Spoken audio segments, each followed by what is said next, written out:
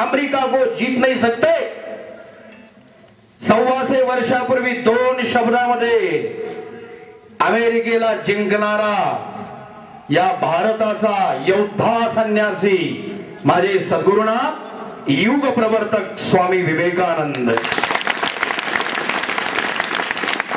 प्रतिपच्चंद्र रेखे वर्धिष्णुर विश्ववंदिता शाह सुनो शिवशैषा मुद्रा भद्राय राजते. प्रतिपदेच्या चंद्राप्रमाणे कलेकलेने वाढत जाणारी शहाजी राजांचे सुपुत्र शिवछत्रपतींची राजमुद्रा जोपर्यंत या जगामध्ये सूर्य आणि चंद्र आहे तोपर्यंत अखंड तेजोवलयांकित राहणार. एकेकाळी सह्याद्री हसला अनंताला कसला. मुलगा झाला जिजाऊ साहेबांना, मुलगा झाला शहाजी राजांना. अरे ज्या महापुरुषांना आपल्या सर्वांच्या जिभेवर राम नाम आणि हरिनाम कायम ठेवलं. काशी की कला होती कभी भी ना होती, मथुरा में भी मस्जिद होती. अगर एक शिवराय न होते तो सबकी सुन्नत हो जाती. ज्यांच्या विषयाचं वर्णन केलं जातं माझ्या बांधवांनो, अरे भेटे क्रूर कोणी बने लक्ष फार, स्वयं मारी तो पोट फाडून ठार. शिवराय जसे मारिती अफजल्याला, मर्द मराठा म्हणावे अशाच वाघाला. असे हिंदवी स्वराज्याचे संस्थापक छत्रपती शिवाजी महाराज. माझ्या अंगावर काटा येतोय पण शब्द काळजीपूर्वक ऐका. अरे ज्याच्या अंगावरच कातड सोडून काढलं, ज्याच्या डोळ्यामध्ये तापलेल्या सळया खोचल्या गेल्या, ज्याची जीभ कापल्या गेली, शेवटपर्यंत हाल हाल करत त्या महापुरुषाला मृत्यूदंड देण्यात आला. पण शेवटपर्यंत ज्यानं आपला स्वधर्म सोडला नाही, देश धर्म पर मिटने वाला शेर शिवा का छावा था, महापराक्रमी महाबलिदानी एक ही शंभू राजा था. अशा शंभू छत्रपतीलाही मानाचा मुजरा करूया. विद्येविना मती गेली, मतीविना नीती गेली, नीतीविना गती गेली, गतीविना वित्त गेले, वित्ताविना शूद्र खचले. एवढे सगळे अनर्थ आहे का अविद्येने केले. आज या मंडपामध्ये पुरुषांपेक्षा खऱ्या अर्थाने कन्यांची आणि स्त्री शक्तीची ताकद जरा जास्त वाटते. अरे आमच्या जगद्गुरु तुकोबारायांनी सुद्धा वर्णन केले, कुणी कन्या कन्या कन्या पुत्र होती जे सात्विक तयाचा हरीख वाटे देवा. तुम्हाला या ठिकाणी उंच मान करून डोक्यावर फेटा घालून मोठमोठे सन्मान चिन्ह हातात घेऊन देण्याची ताकद ज्या जगद्धात्री महामाया सरस्वतीनं दिली, ती शिक्षणाची अधिष्ठात्री देवता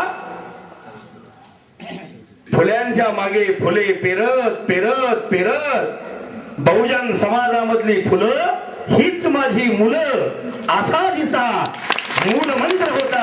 अशा क्रांती ज्योती सावित्रीबाई फुले यांच्या प्रेरणेनं ही शाळा उभी राहिलेली आहे.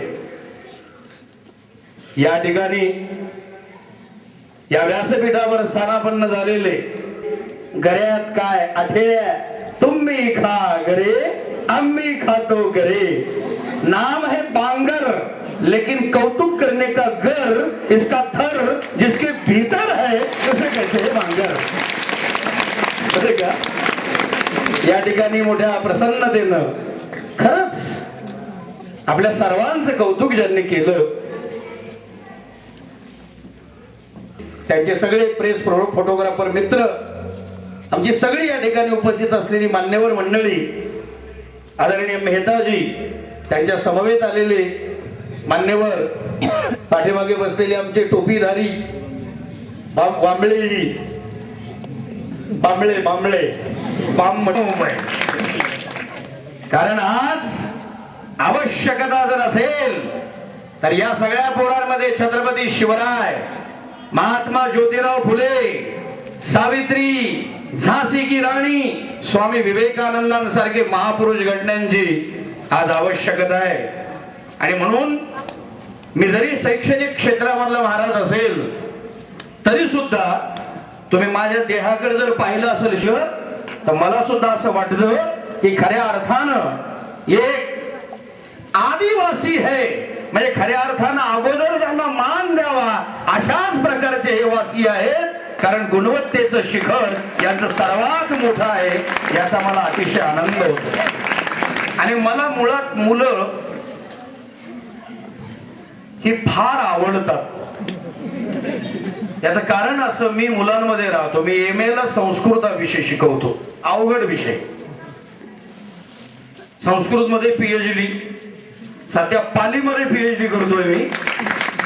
आणि मी कुठल्याही धर्माचा द्वेष्टा नाही, प्रत्येक धर्माची साधना केलेला महाराज आहे. हिंदू धर्माचा ज्या पद्धतीनं झेंडा, भगवा झेंडा उंच गगनाला भिडवतो, इस्लाम मध्ये कुराणामध्ये एक भाग आहे आयतल कुर्सी. कुराणामध्ये वर्णन आहे अरबीमध्ये, बिस्मिल्लाहिर रहमानिर रहीम, अवद्दीन वाप्पाजिन बिस्मिल्लाहिर रहमानिर रहीम, हस्बी रब्बी जल्लिल्लाह, गोरे मोहम्मद ला इलाहा इल्लल्लाह मोहम्मद रसूलुल्लाह. हे जे नमाज आहे, हे नमाज सुद्धा तेवढ्या श्रद्धेनं मी पढतो. भगवान बुद्धाच्या धम्मपदामध्ये जर गेलात, पानातिपाता वेरमणी सिक्खापदम समाधियाणी, अदिन्नदाना वेरमणी सिक्खापदम समाधियाणी, सुरा मेरय मज्जय पम्मादिष्ठाना वेरमणी सिक्खापदम समाधियाणी. या सगळ्या अष्टांग मार्गाचा आणि पंचशिलांचा सुद्धा अवलंब करणारा मी आहे. याचं कारण मी मुळात प्रसन्न असतो. मला हसणारी माणसं फार आवडतात.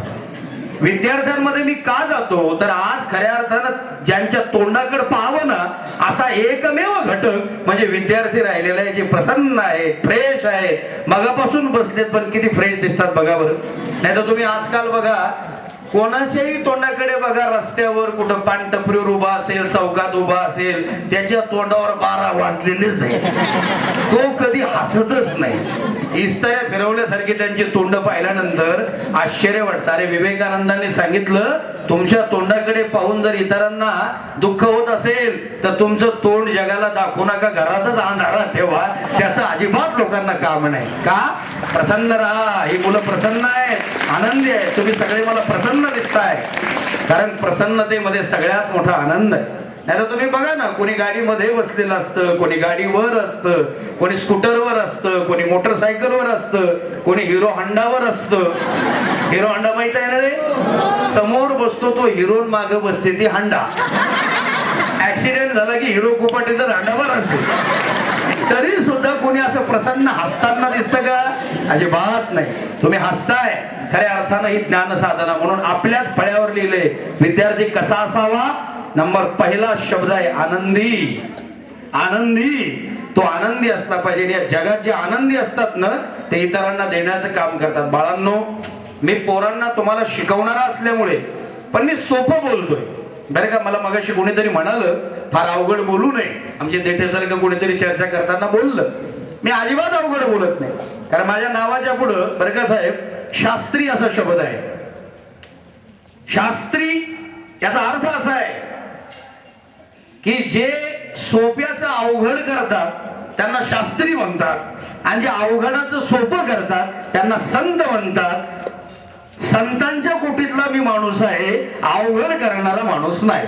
कारण सोपं बोलावं. शाळेमध्ये सुद्धा एवढं सोपं बोलावं. मला बापूंनी सांगितलं की या ठिकाणी शिक्षक थोडस सुद्धा मानधन वेतन न घेता यांनी एवढं मोठं काम केलंय. अरे खऱ्या अर्थानं तुम्ही सर्वजण धन्यवादास पात्र आहात. अधिगत्य गुरोर ज्ञानम छात्रेभ्यो वितरन्ति विद्या वात्सल्य निधयः शिक्षकाम दैवतम. म्हणून शिक्षकांसाठी एकदा जोरात टाळ्या वाजवा.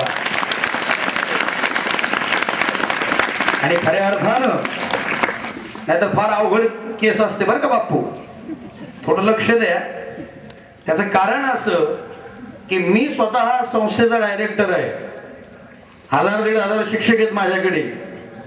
एखाद्या खिडकीमधून सहज एखाद्याचा वर्ग जर तपासायचं काम पडलं तर मी अगोदर अभ्यास करून जात असतो. 10वी 12वीच्या तुमच्या कविता मला आणि माझ्या 2000 विद्यार्थ्यांना पाठ आहेत, पाठ. आश्चर्य वाटतं. 10व्या वर्गामध्ये घेता नावाची कविता आहे.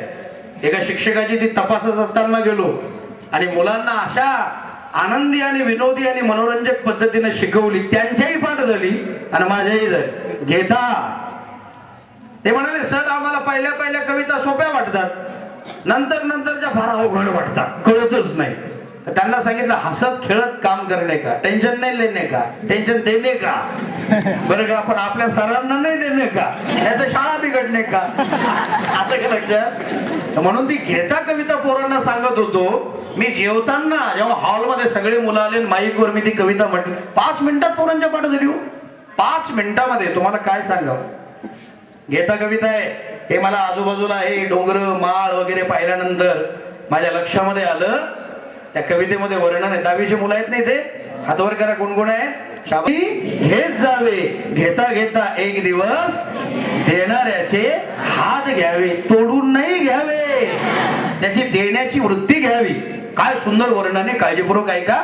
हिरव्या पिवळ्या माळावरून हिरवी पिवळी शाल घ्यावी, सह्याद्रीच्या कड्याकडून छातीसाठी ढाल घ्यावी, वेड्या पिशा ढगांकडून वेडे पिसे आकार घ्यावे, पृथ्वीमधल्या रक्तामधल्या प्रश्नासाठी पृथ्वीकडून होकार घ्यावे, उसळलेल्या दर्याकडून पिसाळलेली आयाळ घ्यावी, आणि भरलेल्या अशा भीमेकडून तुकोबाची माळ घ्यावी. देणाराने देत जावे, घेणाराने घेत जावे, घेता घेता एक दिवस देणाऱ्याचे हात घ्यावे. किती गोड आहे, लक्षात घ्या. लवकर पाठ होते. आणि म्हणून मला पहिल्यांदा तुमचं कौतुक यासाठी करायचं, तुम्ही जे आयोजन केलं ना हे कार्यक्रमाचं, नाही तर जसे पाहुणे येतात तसे डायरेक्ट व्यासपीठावर.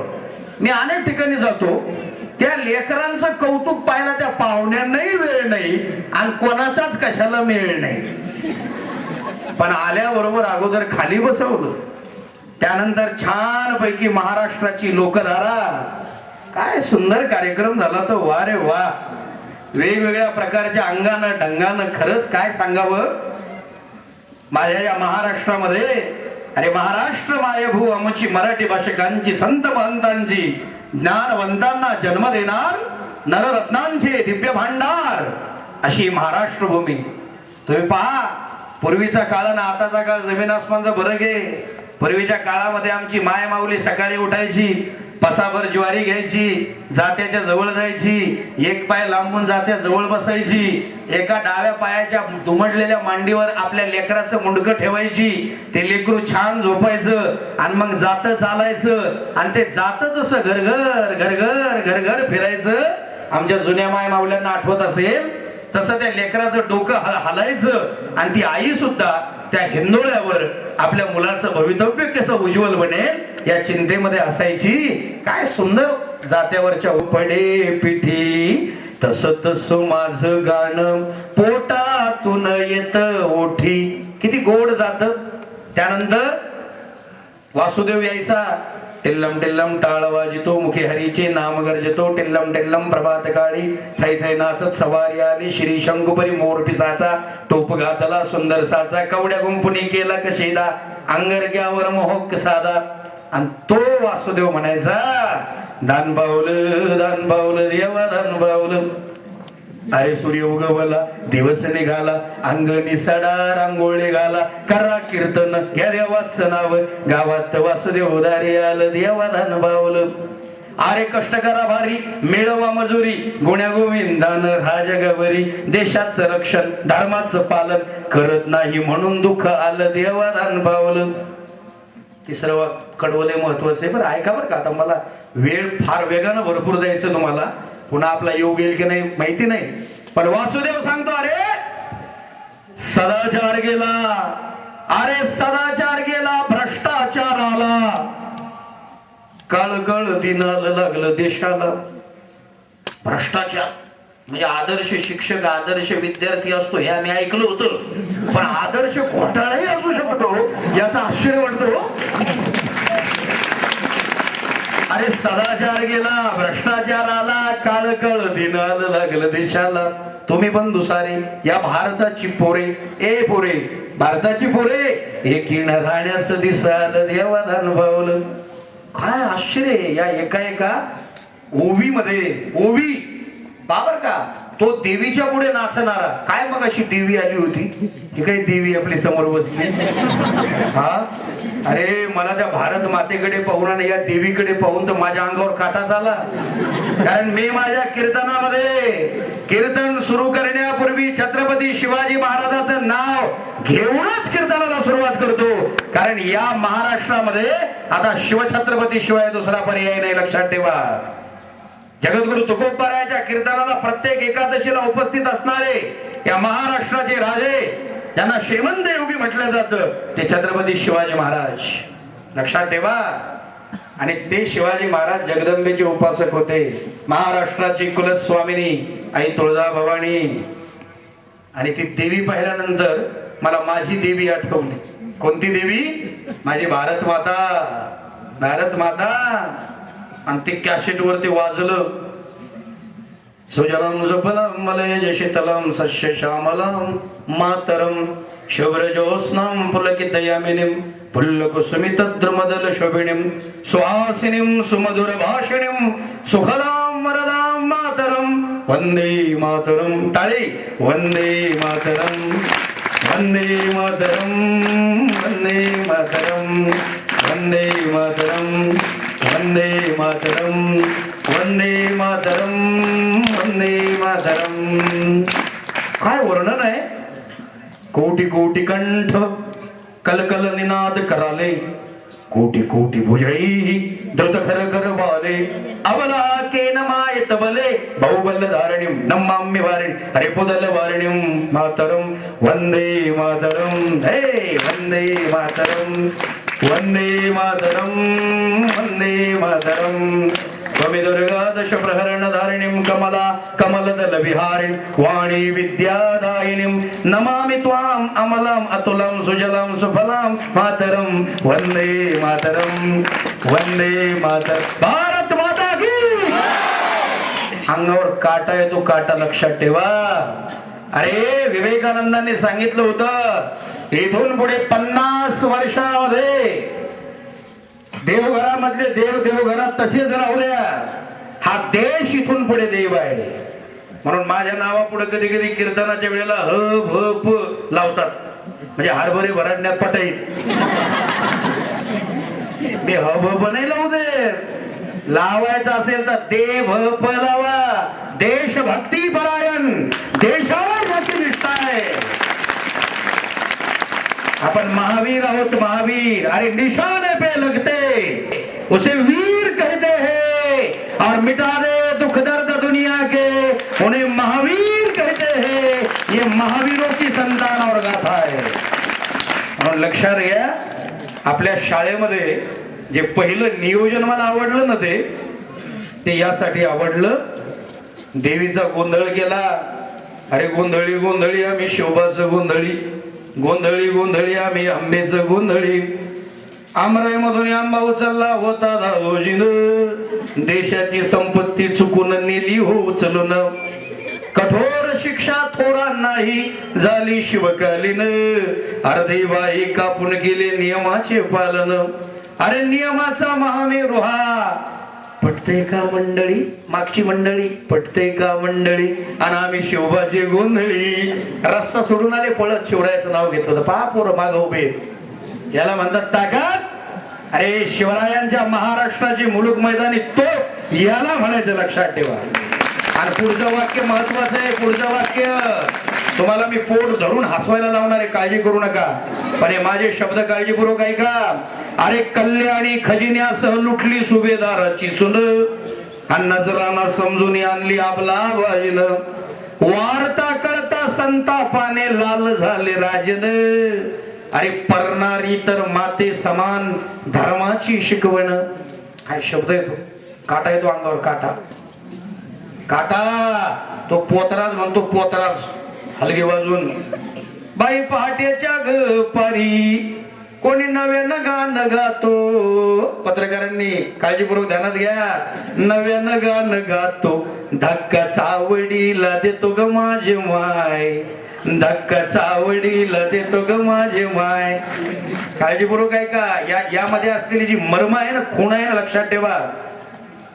माझ्या निढळाच्या घामाला शेतकरी म्हणजे पूर्वी एवढ्या भाज्या महाग झाल्या तर भाज्याच मिळणार, आता एवढ्या स्वस्त झाल्या तर रस्ता पूर्ण भाजायला.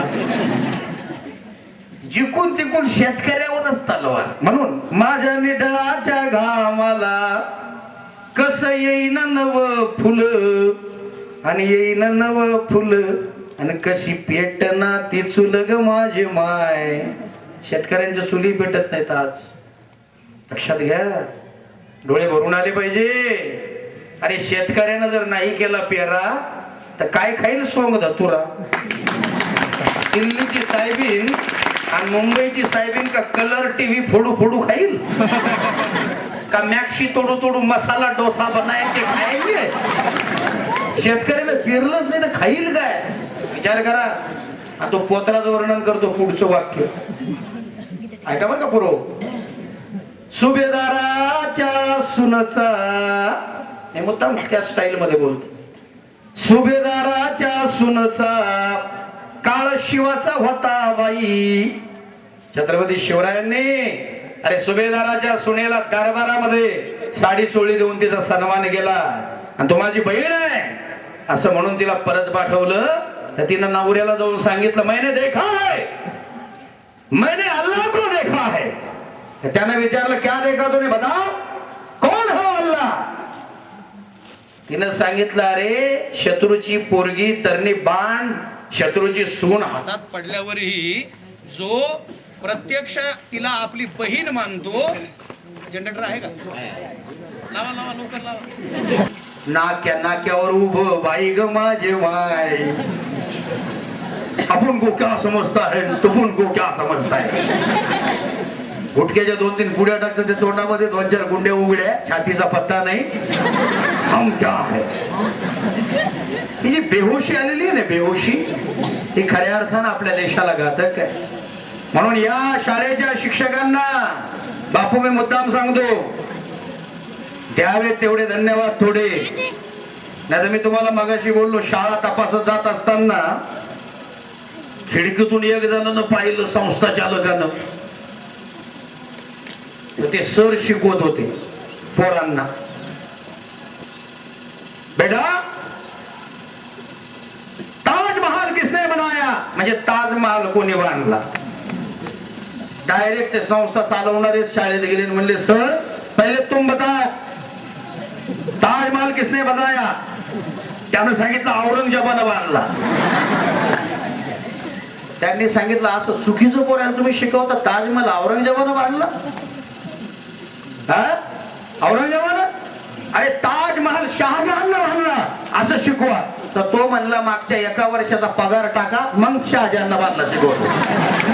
इथं पगाराचा पत्ता नाही, औरंगजेबानं बांधला म्हणणार ना. पण या ठिकाणची माणसं, मी मुद्दाम तुमचं नाव विचारलं भागवत सर, काय अतिशय सुंदर ते बसवलं तुम्ही, किती सुंदर, कुठल्याही प्रकारची कोरिओग्राफी नाही, काय नाचत होत्या या मुली, काय सुंदर डान्स केला, काय योगा केला त्या मुलांनी. कौतुक करावं तेवढं थोडं, नाही तर फार फार अवघड असते बापू, एवढं अवघड असतं. अहो समोर का माणसं पाहिले ना तर कॅसेट उलट्या होत असतात भल्या भल्याच्या स्टेजवर. त्या मॅडमने शिकवलं शाळेमध्ये, किती सुंदर गाणं पोरांचं बसवलं. निंबोणीच्या झाडा मागे चंद्र झोपला ग बाई, असं गाणं बसव. जसे पोरं स्टेजवर आले आणि समोरची पब्लिक पाहिली, साहेब कॅसेटच उलटी झाली.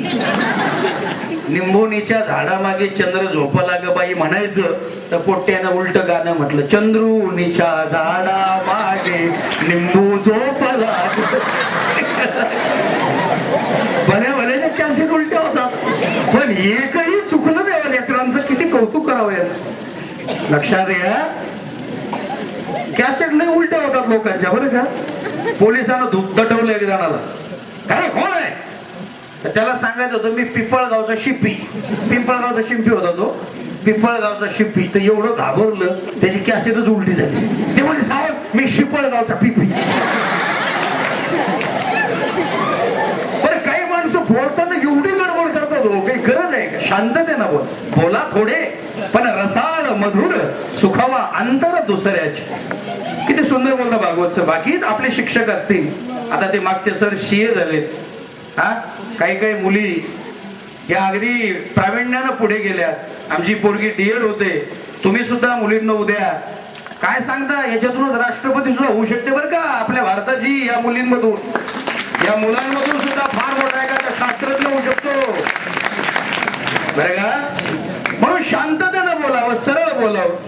हा घरामध्ये पाहुणे येणार, जे घरातलं ते मोठं म्हातारं गडबड करू लागलं, पोरी हो हे करा, पोरी हो स्वयंपाक करा, पाहुणे येणार बरं का, पोरी हो काय इतकी गडबड त्याची.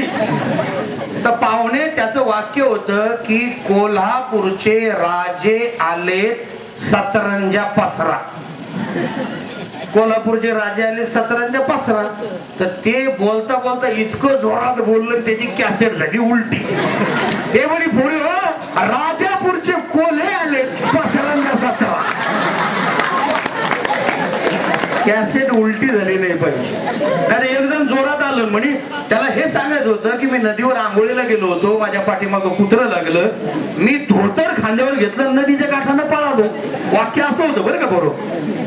पण ते इतकं घाई गडबडीत आलं, जोरात बोललो, काय काय सगळं म्हणे मी नदीवर आंघोळीसाठी गेलो होतो, माझ्या पाठीमागं कुत्रं लागलं, मी नदी खांद्यावर घेतली, धोतराच्या काठानं पळालो. अरे बाळांनो बोर झालात का? बोर बंद करू का भाषण? अरे 2:30 वाजले, तुम्हाला भुका लागल्या असते. हा कार्यक्रम आहे बांगेर साहेब. आणि म्हणून मी मोठ्या प्रसन्नतेनं आपल्या सर्वांना सांगतो की पहिल्यांदा तुम्ही आनंदी राहा, परोपकारी. दुसरा इथं मी तर म्हणतो 7-8 दिवस माझे प्रवचन भाषण आपल्या शाळेवरच्या भिंतीवरच होती. परोपकारी. सरांनी सांगितलं पोरांना बेटा परोपकार केला पाहिजे रे लोकांवर. 2 पोट्टे दुसऱ्या दिवशी उशीर आली 1 घंटा. काय झालं? नाही म्हणले आम्ही परोपकार करत होतो. कुठं? स्टँडवर. म्हणे काय स्टँडवर परोपकार? नाही काही नाही म्हणले, एका आजीला म्हणले आम्ही रोडच्या पलीकडे नेलं. सरांनी विचारलं तिला पलीकडे जायचं होतं का? नाही म्हणले, आम्ही बळजबरी धरली पलीकडे. तर त्या आजीने सांगितलं मला पुन्हा तिकडे नाही. मग आम्हाला पुन्हा परोपकार आला आतमध्ये, आम्ही धरलं, पुन्हा आणलं, पुन्हा नेलं. 1 घंटा म्हातारी नुसती इकडून तिकडून तिचे बरगडे बोलणे आम्ही तिच्या, पण सोडलं. परोपकार याला म्हणायचं जर का. 18 पुराणेषु व्यासस्य वचनद्वयम् परोपकार पुण्याय पापाय परपीडनम. 18 पुराणामध्ये, 6 शास्त्रामध्ये, 4 वेदामध्ये 2च गोष्टी सांगितल्या. दुसऱ्यावर उपकार करणं याला पुण्य म्हणतात आणि दुसऱ्याला त्रास देणं याला पाप म्हणतात. परोपकार पुण्याय. प्रामाणिक असलं पाहिजे. मग आता प्रामाणिक पहा बरं का, तुमच्या शाळेवर बरं ताई, मी काही कुठलं भाषण तयार करत नसतो. मी कागदही घेतला नाही. वाणी साहेबांना भरपूर नावं लिहिले होते. म्हटलं ही सगळी माणसं हीच तर माझे ग्रंथ आहेत. तुम्ही इथं बसलेलेच माझे जर ग्रंथ असाल तर मी माझ्या कागदावर कशाला लिहून आणू? काही तयारी करायचं काम नाही. अरे मस्त मौला फकीरी में हमन है इश्क मस्ताना, हमन से होशियारी क्या, रहे आजाद या जग में हमन दुनिया से यारी क्या. अंतःकरण तिथं जुळलेले असतात, तिथं ओळखीची गरज नाही आणि कुठल्या कागदाची गरज नाही बरं का. म्हणून तुमच्या भिंती मला सांगतात सगळं. मी एक शब्द सहज मला दिसलं म्हणून. प्रामाणिक. प्रामाणिक कशाला म्हणायचं? ते सर म्हणले बेटा, मुलीला म्हटले काय सुंदर चहा केला बेटा, हा हा हा हा, असा चहा आतापर्यंत मी पिलो नाही. पोरगी प्रामाणिकपणे म्हणाली तरी म्हणे सर दुधात पाल पडली होती म्हणून. त्यानं जेवढा त्याला तेवढा बाहेर आला. याला प्रामाणिकपणा नाही म्हणायचा बरं का. म्हणून हे अगदी सोप्या साध्या पद्धतीचं माझं बोलणं आहे आपल्या सर्वात. एकदम साधं सोप. लक्षात घ्या, एकदम साधं सोपं यासाठी, कारण मी तुम्हाला अगोदर सांगितलं मी संस्कृतचा आहे. संस्कृत भाषा अतिशय अवघड. म्हणून ज्ञानराज माऊलींनी संस्कृत भाषा जगाशी कळेना आमचे वारकरी बसले तिथं. म्हणून नारायणा करुणा केली. देवानं प्रत्यक्ष येऊन संस्कृताची गाठी उघडून या ज्ञानदृष्टी केलीसे मराठी गीता देवी. माऊलींनी वर्णन केले ज्ञानेश्वरीमध्ये भगवद्गीतेमध्येही वर्णन. लक्षात घ्या. एकदम साधं सोपं सरळ बघ. नाही तर संस्कृत भाषा एक जण म्हणे का संस्कृत एवढी अवघड आहे का काय. म्हटलं कसं काय. तो म्हणे अनुस्वार देतम संस्कृत होतम. एक टिंब द्यायचं म्हणे लावून संस्कृतच संस्कृत. त्याच्या बापाने सांगितलं आम्ही घरात संस्कृतच बोलतो म्हणे. पाहुणे आले पाहायला त्याला सांगितलं आम्ही घरात संस्कृत आमचा पोरगाही संस्कृत शिकवतो. पोरग नेमकं वावरात गेलो होतो शेतामध्ये आणि शेतातून घरी आलं त्याला पाहिजे होतं वखर असतं ना आपलं आऊत जे आणतो माहिती आहे ना आऊत. तसं काय महाराष्ट्रामध्ये सगळंच माहिती तो काही प्रश्न नाही. त्याला असतं येठण असतं आहे की नाही बरोबर. त्याला येठण पाहिजे होतं. पण आत पाहुणे बसलेले हे पोरग बाहेर आलं. याला वाटलं अरे संस्कृत मध्ये बोलावं लागते कारण पाहुण्याला बापानं सांगितलं असेल आपल्या. तर पोरग बाहेरूनच म्हणाला बापम. त्याचा बाप आतून म्हणतो काय हा म्हणाला यंठनम. बाप म्हणाला खुंटनम गेट आउटम. हे का संस्कृत आहे का. मी जरी अवघड विषय नाही तर मी जर का व्याकरण आणि हे सुरू जर केलं ना तुम्हाला कळणार सुद्धा नाही एवढे अवघड आहे संस्कृत. आपल्या मराठी व्याकरणामध्ये जे प्रत्यय आहेत मराठी शिकवणारे जर कोणी सर असतील बरं का प्रत्यय आहेत विभक्त्या आहेत त्याचं एकच सूत्र संस्कृत मध्ये आलंय. कारण हा जो भाग आहे हा अगस्ती ऋषींच्या पदस्पर्शानं पुनीत झालेला आहे. अगस्ती हा साधा शब्द नाही. तसे पूर्वीच्या काळामध्ये पाणिनी ऋषी होऊन गेले, कात्यायन होऊन गेले, पतंजली होऊन गेले. पतंजलीचं नाव आता रामदेव बाबामुळे आपल्या सर्वांना माहित झालंय. तसे अगस्ती सुद्धा फार पॉवरफुल आहे. अगस्तींची महिमा गाणारा अद्याप कोणी रामदेव बाबा सारखा तयार झालेला नाही. अगस्ती आग अस्ती इथे अगस्ती एका घोटात समुद्र पिण्याची ताकद होती. अगस्ती म्हणजे अतिशय व्यापक शब्द आहे लक्षात घ्या. आणि अगस्तीनं जर प्रभू श्री रामचंद्राला मार्गदर्शन केलं नसतं तर रावण मेला नसता. रामायणामध्ये प्रभू श्री रामचंद्रांनी तिघांना विचारलंय. 3 ऋषींना भारद्वाज नावाच्या ऋषींना रस्ता विचारला, वाल्मिकी ऋषींना जागा विचारली आणि अगस्ती ऋषींना मंत्र विचारले. श्रीरामाला माहित नव्हत्या गोष्टी माहित होत्या पण मोठ्या माणसांना विचारलं पाहिजे. भारद्वाज ऋषींनी मार्ग सांगितला वेद मार्ग. 4 शिष्य सोबत दिले वेद मार्ग ज्ञानाचा मार्ग. ऐका बरं का. म्हणून मला या पत्रिकेवरच फार आवडलं बरं का. ज्ञान जर तुम्हाला मिळवायचं असेल एक वाक्य लिहिले बापू तुम्ही. हे बनवणारे नाही ओरिजिनलच मालच इथला ओरिजिनल आहे. उद्यमे नाही सिद्ध्यंती वाक्य एकच आहे. त्याच्या पुढचे कार्याणी मनोरथैहि नाही सुप्तस्य सिंहस्य प्रविशन्ति मुखे मृगः. हा पूर्ण श्लोक आहे की उद्योगानंच सगळं काही साध्य होत असतं नुसत्या मनोरथांनी नाही. नाही सुप्तस्य सिंहस्य झोपलेल्या सिंहानं जर तोंड उघडलं तर आपोआप हरणं त्याच्या तोंडात जाऊन नाहीत पडत. त्याच्यासाठी त्याला पळावं लागतं, उद्योग करावा लागतो, फिरावं लागतं. तसं प्रभूंनी अगस्तीला मंत्र विचारले. मंत्र अगस्तीला मंत्र का तर समुद्राच्या पलीकडचा शत्रू मारायचा होता आणि समुद्राची माहिती एका घोटात समुद्र प्राशन करणारे अगस्ती असल्यामुळे अगस्ती शिवाय मंत्र कोणाला माहित नव्हते. म्हणून हा अतिशय पुण्यमय असा हा प्रदेश आहे. आणि म्हणून मला एवढा आनंद झाला या ठिकाणी की आपल्या सर्वांना हे सगळं जे ज्ञान आहे अवघड सोपे शब्द सांगत असतो. आणि खरंच सोपं बोला. मी सगळ्या आपल्या शिक्षकांना सर्वांना सांगतो सोपं बोला. घरामध्येही सोपं बोला, अवघड बोलू नका. नाही तर मग एका माणसानं पोरग घातलं शाळेतून 2 वर्ष नापासच झालं. 3ऱ्या वर्षी बाप म्हणाला शेवटचा चान्स पास झाला पाहिजे तरी नापासच झालं.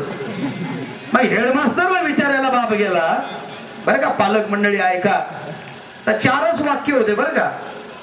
तुमचं पोरग शाळेत आलं नाही, त्याचं मन जागेवर नव्हतं, त्यानं अभ्यास केला नाही म्हणून ते नापास झालं. साधे इतकं नाही वाक्य. मग असे साधे वाक्य बोलायचे ना बापानं त्या पोराच्या त्या हेडमास्टरनं पोराच्या बापाला अजिबात नाही. एवढे अवघड शब्द बोलला तो हेडमास्टर की मन मालिन्य आणि चित्त चांचल्य या 2 अवगुणांचा प्रादुर्भाव आपल्या चिरंजीवाच्या अंतर्मनामध्ये झाल्यामुळे आपले चिरंजीव अनुत्तीर्ण झाले. त्या बापाच्या कानातूनच दुपट निघलं बाहेर. तो पळतच घरी गेला आणि पोराला मिठी मारली, म्हणे बापा बरं झालं तू नापास झाला. अरे ज्या शाळेतल्या हेडमास्टरचं पोराच्या बापाला कळत नाही, पोर नापासच होणार म्हणून सोपं बोलतो मी, बरं का. म्हणून साधं सोपं सरळ रसाळ मधुर असं बोललं पाहिजे. आणि मोठ्या प्रसन्नतेनं मी आपल्या सर्वांना सांगतो, अरे अभ्यास एवढा करा की आपल्या शाळेचं, आपल्या मायबापाचं. ही ज्या वेळेला मी स्वामिनी नावाची ही हस्तलिखिताची पुस्तिका हिचं प्रकाशन केलं, त्यातल्या पहिल्या पानावर मी पटापट पानं उलटत होतो, कारण मी विवेकानंदांचा उपासक आहे. एवढं उलटू नये मी, तेवढं लक्षात ठेवलं. कारण स्वामी विवेकानंद ग्रंथालयात गेले असताना ग्रंथ हातात घेतला, पटापटा पानं उलटले, ग्रंथपाल म्हणला ग्रंथ देऊ नाही का, वाचला केव्हा, आत्ताच तुमच्या पुढे, शक्यच नाही. दुसरा दिला, तोही पटापटा असे पानं उलटले, वाचला. ग्रंथपालानं परीक्षा घेतली, त्या अवघड ग्रंथातले काही वाक्य विचारले, तर स्वामी विवेकानंदांनी संदर्भासह पेज नंबर सहित ते वाक्य सांगितले. ग्रंथपाल आश्चर्यचकित झाला आणि त्यानं विचारलं की स्वामीजी ये कैसे संभव हो सकता है, हे कसं शक्य आहे. तर विवेकानंदांनी सांगितलं, 12 वर्ष पर्यंत जो कोणी व्रतस्थ जीवन जगतो त्याला ब्रह्मचर्य जीवन, तुमच्या भाषेमध्ये मुलांनी वयाच्या 25व्या वर्षापर्यंत ब्रह्मचर्य जीवन जगलं पाहिजे. ब्रह्मचर्य, जो ब्रह्मचर्याचं पालन करतो. मी सोशॉलॉजी शिकवणाराही प्राध्यापक आहे. सोशॉलॉजी मध्ये पौगंडावस्था जी युवकांची अवस्था असते त्यावर सुद्धा व्याख्यान असतात माझ्या लक्षात, अनेक विषय आहेत. जो 12 वर्ष व्रतस्थ जीवन जगेल त्याच्या मेंदूमध्ये, मुलगा असो मुलगी, मेधा नावाची एक शक्ती जागृत होते. योगामध्ये मूलाधार, स्वाधिष्ठान, मणिपूर, अनाहत, विशुद्ध, आज्ञा आणि सहस्त्रार 7 चक्र आहेत. यम, नियम, आसन, प्राणायाम, प्रत्याहार, ध्यान, धारणा आणि समाधी हे योगाचे 8 अंग आहेत. आणि माणसाचं शरीर हे या सर्व प्रक्रियेमधून जाणार असल्यामुळे आपल्या मेंदूमध्ये 2 आहेत मेंदू, एक डावा आणि उजवा. ते म्हणतं ना, इधर मारना नाही, इधर छोटा मगज होता है. कशातलं रे, कोणाचं वाक्य ते बोलले होते बरं का, नाना पाटेकर. पोरांचा अभ्यास पा कसा आहे. म्हणून हे पोरं जे आहेत ना साहेब, इतके खतरनाक आहे. पूर्वीच्या काळामध्ये मी सरांना सांगतो की जर पोरांनी मास्तरला पाहिलं तर पोरं पळायची. आता उलट झालंय, आता मास्तरांना पोरं पाहिली की मास्तर पळतात. कारण एवढं खतरनाक आहे ते, काय विचारतील याचा नेमच नाही. एका पोरानं सरांना विचारलं, सर पाण्यात दगड टाकल्यावर गोल गोल रिंगणं होतात, त्रिकोण चौकोन षटकोन का होत नाही. आता याचं उत्तर काय देईल गुरुजी. म्हणे 4 महिने झाले पगारच नाही झाला, मला नाही. दुसरं उठलं, काय म्हणे गुरुजी, मराठीमध्ये 1 1 अगोदर 20 नंतर, इंग्लिश मध्ये 21 20 अगोदर 1 नंतर, कसं काय. 21 1 अगोदर 20 नंतर, 21 20 अगोदर 1 नंतर. आता याचं मास्तर उत्तर काय देईल. ते म्हणे, बाबा सकाळीच मॅडमशी भांडण झालं, नाश्ता बी नाही केला, म्हणे मला प्रश्न नको. तिसरं उठलं, गुरुजी रागावले, म्हणले का रे पोरं, मला इतके प्रश्न विचारता आज तर माझा मूड काही बरोबर नाही. हा एवढे प्रश्न खरे बंड्या, तू तर फार प्रश्न विचारतो, तू तर नक्की माझ्या मुळावर झाला असं वाटतं. तुझा जन्म मूळ नक्षत्रावर झाला का, सांग तुझा जन्म कधी झाला. पोरानं पटकन उत्तर, गुरुजी शुक्रवारी. त्या पोरानं उलटा पडलं, गुरुजी तुमचा जन्म, गुरुजी म्हणे रविवारी. पोरगं म्हणे शक्यच नाही. गुरुजी म्हणले का, मग रविवारी सुट्टी असते. मला तुम्ही सांगा किती खतरनाक पोरं. अशा पोरांना घडवण्याचं काम बापू, बरं का. आणि माळवे साहेब, तुम्ही एवढं जबरदस्त पद्धतीने काम करताय, अद्वितीय आहे, अद्वितीय, लक्षात ठेवा. म्हणून मी कधी कधी छत्रपतींचा, कधी कधी मी महात्मा ज्योतिराव फुल्यांचा, आता इथं सावित्रीबाईंचा माझ्या पुढे तो फोटो आहे, स्वामिनी पुस्तिकेमधली ती मुलांची मला ती कविता आठवली. विवेकानंदांना ज्या पद्धतीनं सवय होती त्या पद्धतीनं मी चाललं. त्याच्यामध्ये पहिला शब्द आहे, आई वडिलांना विसरू नका. बोलो सभी को मगर माँ बाप को भूलना नहीं, उपकार अगणित है उनके, इस बात को कभी भूलना नहीं. पोरी जेव्हा व्यासपीठावर आल्या, ही आपली शिल्पा आणि उज्ज्वला, त्या शिल्पाच्या आई वडिलांना किती आनंद वाटला. एक छोकरी इथं नाचत होती व्यासपीठावर, आमचे साहेब पाठीमागं बसलेले होते. काय नाव त्यांचं, बनसोडे साहेब त्यांची मुलगी व्यासपीठावर छानपैकी नृत्य करत होती. काय आनंद वाटत होता हो बापाला.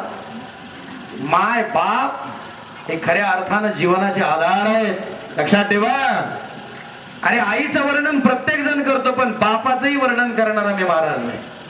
ज्याची आई मरण पावली असं समजावं, त्याच्या सुखाचा समुद्र आटला, पण ज्याचा बाप मरण पावला त्याचा आभाळ फाटला. आभाळ, लक्षात ठेवा. सकाळी सकाळी आमची पाय उरलेले, गुडघ्यापर्यंत धूळ आलेली, गुडघ्यापर्यंतच लुगडं नेसलेली आमची सकाळी सकाळी माय माऊली उठते आणि राजूरच्या कन्या प्रशालेमध्ये शिकणारी माझी पोरगी, माझा पोरगा शाळेमध्ये बाई लवकर पोहोचला पाहिजे म्हणून आपल्या थरथरणाऱ्या थंडीनं कुडकुडणाऱ्या हातानं भाकरी करायला सुरुवात करते, डबा तयार करायला सुरुवात करते. ती डबा करते. अरे भाकरीचा चंद्र शोधण्यामध्ये जिंदगी बर्बाद झाली. भाकरीचे चंद्र करू करू आमची ही चंद्रकला, आमची ही आई मुलाचा डबा मुलीचा डबा देते, पण डबा दिल्यानंतर कोणाच्या हातात देते? आहो ऐका, एसटीच्या स्टँडावर एसटीत कंडक्टरच्या जवळ त्यावर नेऊन तिथं आपला बाप हात पुढे करतो, लक्षात ठेवा. म्हणून मला खरंच म्हणजे मी तुम्हाला हसवलं, पण मी तुमच्या डोळ्याच्या कडा सुद्धा थोड्या ओल्या यासाठी करणार की या ठिकाणी जेवढ्या मुली बसल्यात, या समोर 2 मुली बसवल्यात. आज त्या मुलीचा पेपरला फोटो आहे, मला अभिमान वाटतोय. यत्र नारीस्तु पूज्यन्ते रमन्ते तत्र देवता. जिथं स्त्रियांचा सन्मान होतो तिथं देव राहतात, देव. म्हणून तुमच्या संस्थेची प्रगती आहे बापू माळवे साहेब, लक्षात ठेवा. या मुलींमध्ये खऱ्या अर्थानं वात्सल्याचा पाझर आहे, वात्सल्याचा. मुलापेक्षा जास्त काळजी घेणारी मुलगी असती बरं मंडळी. ज्यांच्या मुली सासरी गेल्यात ना, त्या बापांनी आठवा. अरे सगळ्या घराची काळजी घेणारा बाप, पण बापाची काळजी घेणारी मुलगी असते, लक्षात ठेवा. एखाद्या वेळेस घरामध्ये थोडस भांडण होतं, धुसफूस होतं, सकाळी चहा पिता पिता बाई काहीतरी बोलते नवऱ्याला आणि पटकन राग येतो माणसाला, बरं का साहेब. आणि तो माणूस म्हणतो दिवसभर तोंड दाखवणार नाही, माझं काळ तोंड घेऊन जातो बाहेर. 10व्या वर्गात पोरगी असते, 10व्या वर्गात. पोरी ऐका, तुमचे बाबा आठवा, कष्ट करणारे बाबा आठवा, तुमची धडपड करणारी आई आठवा. आठवा पोरांनो. अरे हॉटेलमध्ये कॅन्टीन मध्ये खिशातला बापाच्या कष्टाचा आणि आईच्या कष्टाचा 1 रुपया खर्च करताना त्या रुपयामध्ये त्यांचा तुम्हाला चेहरा दिसू द्या. स्वतः जोपर्यंत कमाई करत नाहीत तोपर्यंत तुम्हाला माय बापाच्या रक्ताचा पैसा फुकट खर्च करण्याची अजिबात गरज नाही आणि अधिकार सुद्धा नाही. हे छाती ठोकपणे अधिकाराने मी तुम्हाला सांगतोय. 10व्या वर्गातली पोरगी अंगणात भांडे घासते, बाप रागावलेला पाहते. सकाळी वडील निघून जातात, न्यायरी करत नाही, दुपारी जेवायला येत नाही, 4 वाजतात. पोरगी मनामध्ये विचार करते, बाबा रागाने गेले, आई तू का बोलली ग माझ्या बाबांना? बाबा बाहेर गेले, बाबा बाहेर गेले, बाबा आले नाही, बाबा जेवले नाही. म्हणून पोरगी सुद्धा जेवत नाही, लक्षात ठेवा. पोरगी सुद्धा. दुरडीमध्ये असलेली चपाती तशी, भाकरी तशी, भाजी तशी. आपले बाबा कधी येतील? बाबा कधी येतील? बोळीतून पाहते, गल्लीतून पाहते, स्टँडकडे पाहते, डोंगराकडे पाहते, शेताकडे पाहते, इकडं पाहते, तिकडे पाहते, पण ज्याची वाट पाहते ते बाबा पोरीला दिसत नाहीत. उपाशी राहते दिवसभर, अन्नाचा एक कणी तिच्या पोटात नसतो. आणि संध्याकाळी 7 वाजता बाबा येतात, रागातच बेडरूम मध्ये जातात, दरवाजा बंद करतात.